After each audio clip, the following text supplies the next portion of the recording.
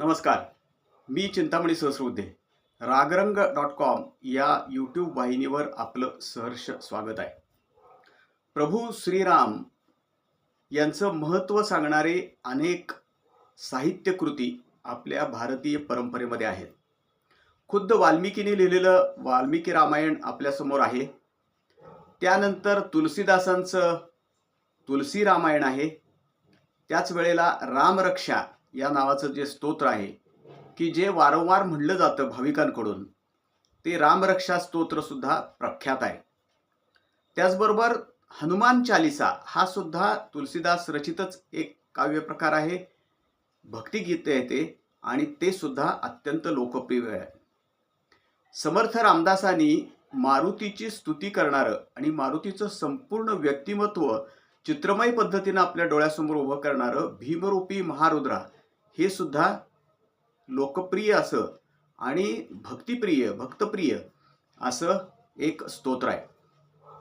असं म्हणतात की तुलसीदासांनी गोस्वामी तुलसीदासांनी वाल्मिकी रामायण हे स्थानिक भाषेमध्ये, म्हणजे आपण ज्याला लोकल भाषा म्हणतो, त्याच्यामध्ये आणलं आणि तुलसी रामायण हे प्रचंड लोकप्रिय झालं. रामरक्षा, तुलसी रामायण, भीमरूपी महारुद्रा हे स्तोत्र असेल किंवा हनुमान चालिसा असेल, या सगळ्यामध्ये या स्तोत्र पठणाचे फायदे प्रचंड दिलेले आहेत. रामरक्षेमध्ये तरी स्पष्टपणे असं सांगितलेलं आहे की तुम्ही केवळ रामाचं दर्शन घेतल्यानं, हे रामरक्षा म्हणल्यामुळं तुम्हाला एक कवच प्राप्त होतं. तुमचे सगळे संदेह नष्ट होतात, तुमचे जी सगळी संकट असतात ती सुद्धा नष्ट होतात, असं हे बुधकौशिक नावाच्या ऋषीने रचलेल्या रामरक्षा स्तोत्रामध्ये सांगितलेलं आहे.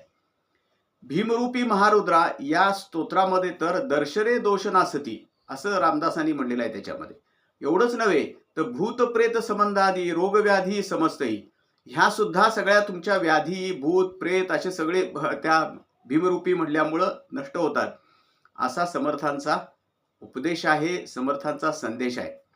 तुलसी रामायणामध्ये सुद्धा असं म्हणलेलं आहे. तुलसी रामायणामध्ये असं म्हणलंय की रामाचा एक श्लोक जरी तुम्ही म्हणला तरी तुम्हाला प्रचंड पुण्य लाभेल. तसंच रामरक्षेमध्ये सुद्धा म्हणलंय, अश्वमेध यज्ञ करण्याचं जे पुण्य मिळतं, पूर्वी राजे लोक अश्वमेध यज्ञ करायचे, ते अश्वमेध यज्ञाचं पुण्य जे मिळेल त्याच्यापेक्षा सुद्धा अधिक पुण्य तुम्हाला रामरक्षा पाठ केल्यामुळे होईल, रामाचं नाव घेतल्यामुळे होईल.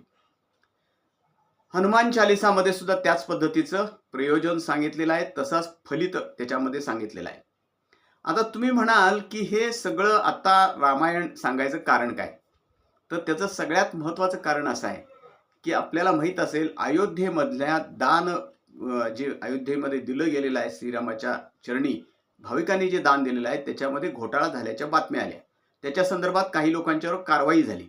आता हा विषय जसा एकीकडे आस्थेचा मुद्दा आहे, भक्तीचा मुद्दा आहे, त्याच वेळेला तो राजकीय विषय पण बनलेला आहे किंवा बनलाच आहे असं म्हणायला हरकत नाही.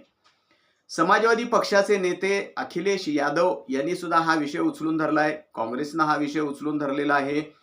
महाराष्ट्रात प्रामुख्यानं उद्धव ठाकरेंच्या शिवसेनेनं हा विषय उचलून धरलेला आहे. एवढंच नव्हे, म्हणजे रामरक्षा हे स्तोत्र कशाकरता म्हणायचं, तर तुमच्या रक्षणासाठी, म्हणजे आपल्या भक्ताच्या रक्षणासाठी, भक्ताला एक कवच मिळावं म्हणून हे रामरक्षा स्तोत्र म्हणायचं, असं बुधकौशिक ऋषींनी रामरक्षा स्तोत्रात म्हणलेलं आहे. पण उद्धव ठाकरेंचं म्हणणं असं आहे की आता खुद्द अयोध्येतल्या रामाचंच रक्षण करण्याची वेळ आहे, अयोध्येतल्या मंदिराचंच रक्षण करण्याची वेळ आहे, म्हणून ते धनुष्यबाण घेऊन, म्हणजे आता धनुष्यबाण त्यांच्याकडे नाही आहे, परंतु धनुष्यबाण घेऊन ते पुढं सरसावलेले आहेत आणि रामाच्या रक्षणासाठीच आम्ही हे आंदोलन करतो आहोत. भाजपवाल्यांनी रामाची ही सगळी जी काही विटंबना चालवलेली आहे, अयोध्येची विटंबना चालवली, त्याला आमचं उत्तर आहे असं त्यांचं म्हणणं आहे. आणि यापुढं आम्ही भाजपच्या एकूण सगळ्या ह्या कृतीविरुद्ध, ते जे काही दान चोरीचं प्रकरण झालंय त्याला भारतीय जनता पक्ष असेल, राष्ट्रीय स्वयंसेवक संघाचे लोक असतील, हे पाठीशी घालतायत, त्यांच्या विरोधात हे आमचं आंदोलन आहे. म्हणून उद्धव ठाकरेंनी प्रामुख्यानं नागपूरमध्येच आंदोलनाला सुरुवात केली की जिथं 1925 साली राष्ट्रीय स्वयंसेवक संघाची स्थापना झाली. त्याच वेळेला व्यासपीठ तयार करण्यात आलं. आपल्याला माहीत असेल की उद्धव ठाकरेंनी यापूर्वी असं एकदा जाहीरपणे सांगितलेलं होतं की आमचं हिंदुत्व हे शेंडी आणि जानव्याचं नाही, आमचं हिंदुत्व हे पुरोगामी आहे. परंतु त्यांच्या 2-3 आंदोलनामध्ये जर आपण रामरक्षा आंदोलनामध्ये जर पाहिलं तर एक पुरोहित असतात आणि ते पुरोहित रामरक्षा म्हणतात आणि बाकी सर्वजण अगदी उद्धव ठाकरेंसकट सगळेजण हात जोडून उभारलेले असतात. पहिल्या एका आंदोलनामध्ये उद्धव ठाकरेंच्या हातात सुद्धा रामरक्षेचं पुस्तक होतं, परंतु बऱ्याच वेळेला ते हात जोडून सगळेजण उभारलेले असतात. पाठीमागचा जो फलक असतो त्या फलकावरती जय श्रीराम असं लिहिलेलं असतं आणि श्रीरामाचं पण चित्र असतं आणि त्याच वेळेला बाळासाहेब ठाकरे शिवसेना प्रमुख आणि स्वतः उद्धव ठाकरे यांची पण फोटो त्या मागच्या फलकावरती असतात. उद्धव ठाकरे भाषण करतात, संजय राऊत भाषण करतात, त्याशिवाय काही लोक तिथं घोषणा देतात आणि त्या घोषणा आपण पाहिल्यानंतर आपल्या असं लक्षात येतं की जी शिवसेना बाळासाहेब ठाकरेंच्या नेतृत्वाखाली काम करत होती ती पुन्हा मूळ पदावर आली आहे का? कारण जय श्रीराम अशा घोषणा जोरदारपणे शिवसैनिक देताना आपल्याला दिसले. अगदी काल नागपूरच्या आंदोलनामध्ये भर पावसात सुद्धा शिवसैनिक छत्र्या घेऊन अनेक जण उपस्थित होते, नागरिक उपस्थित होते, ते सुद्धा जय श्रीराम अशा घोषणा देत होते. पवनपुत्र हनुमान की जय अशा घोषणा सुद्धा या आंदोलनामध्ये जोरदारपणे दिल्या जातात.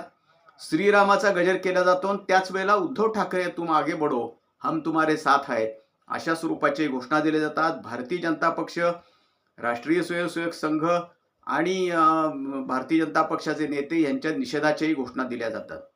या सगळ्या आंदोलनाकडे पाहिल्यानंतर आपल्याला असं लक्षात येतं की आता शिवसेना पुन्हा एकदा मूळ पदावर आली आहे काय असा प्रश्न विचारला जातोय.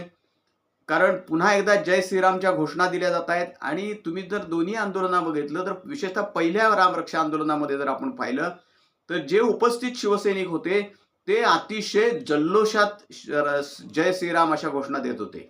मला असं वाटतंय 2022 साली उद्धव ठाकरेंनी आपली वैचारिक भूमिका बदलल्यानंतर कदाचित शिवसैनिकांना पहिल्यांदाच अशी जाहीरपणे जय श्रीराम अशी घोषणा द्यायची संधी मिळालेली असावी. तो जोश, तो जल्लोष त्यांच्या घोषणांमध्ये दिसत होता.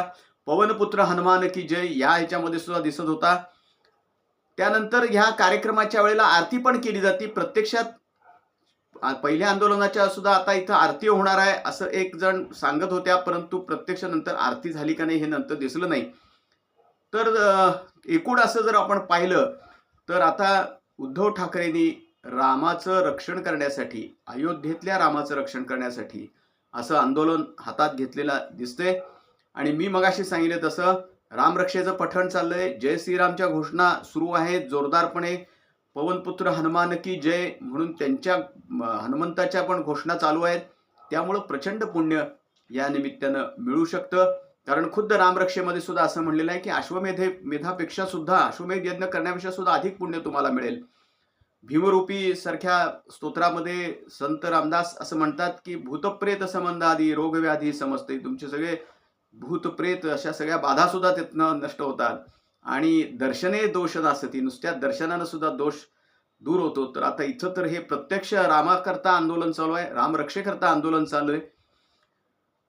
काँग्रेसनंही ह्या संदर्भात आंदोलन केलं, म्हणजे सांगलीमध्ये सुद्धा काँग्रेसनं आंदोलन केलं. कदाचित ते राज्यभर सुद्धा त्यांचा एक कार्यक्रमच असेल.